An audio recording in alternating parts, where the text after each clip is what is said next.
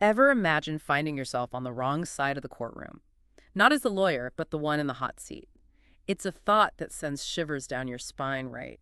Especially when it's a judge, someone sworn to uphold the law who's accused of wrongdoing.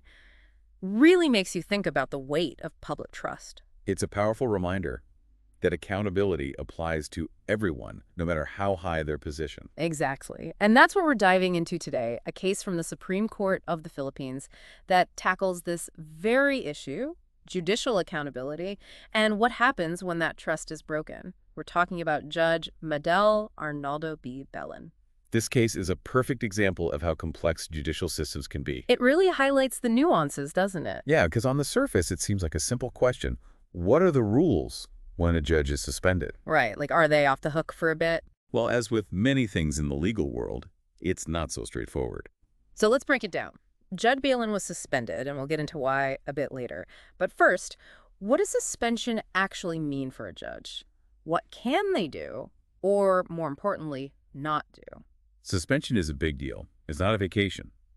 When a judge is suspended, they're completely barred from performing their judicial duties. So no more gavel banging for a while. Exactly. No issuing orders, making legal decisions, or even stepping foot in the courtroom in an official capacity.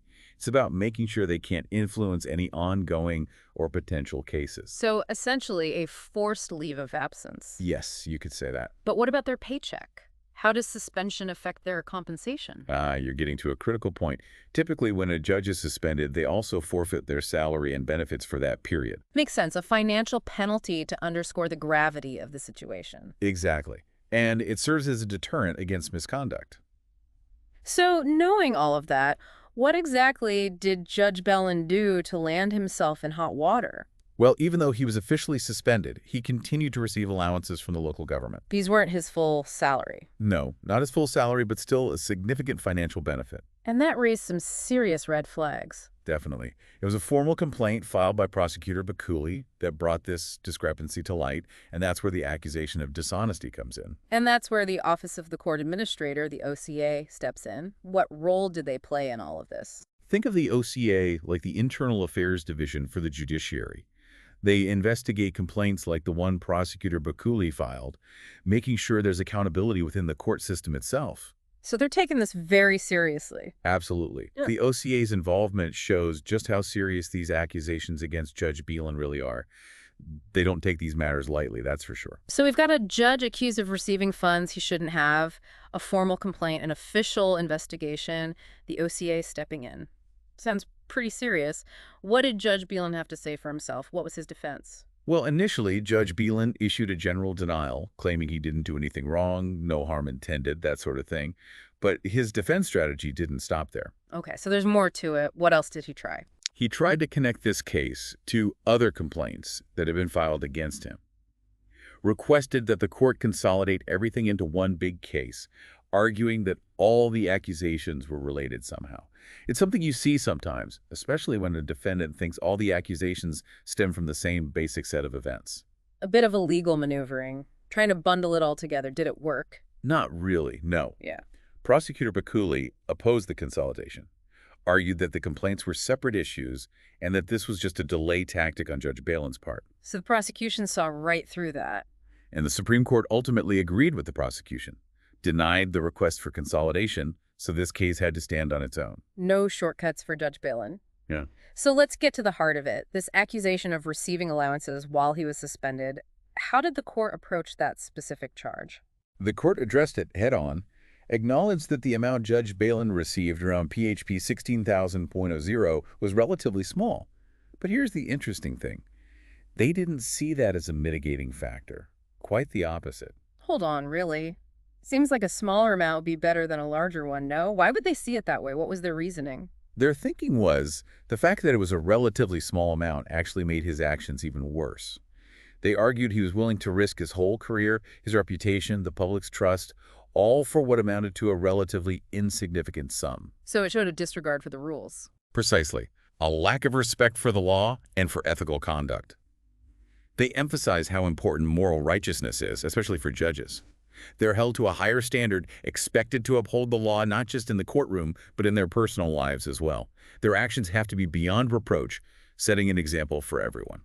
So basically what they're saying is nobody's above the law, not even a judge. Okay. So what happened? What was the court's decision? What were the consequences for Judge Belen? So the moment of truth, what did all this mean for Judge Belen? What were the consequences? The court didn't let him off easy. They imposed a fine of PHP 40,000 euros, Ouch, that's gotta hurt. and they also ordered him to reimburse the local government for the PHP 16,000 he received improperly. Hitting him where it hurts the wallet. But we're talking about a pretty serious breach of trust here. Why wasn't he dismissed?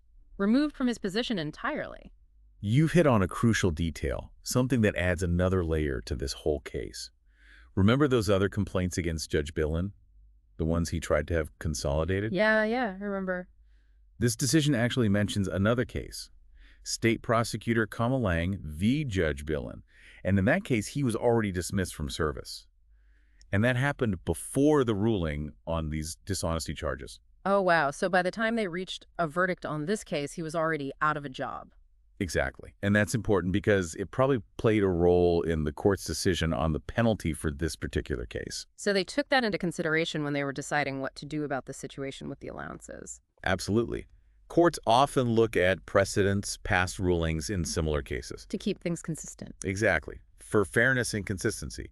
And since Judge Belen had already been dismissed for another offense, a less severe penalty might have seemed appropriate in this case. It really highlights how the system aims to be thorough, to look at the whole picture of a judge's actions, past and present.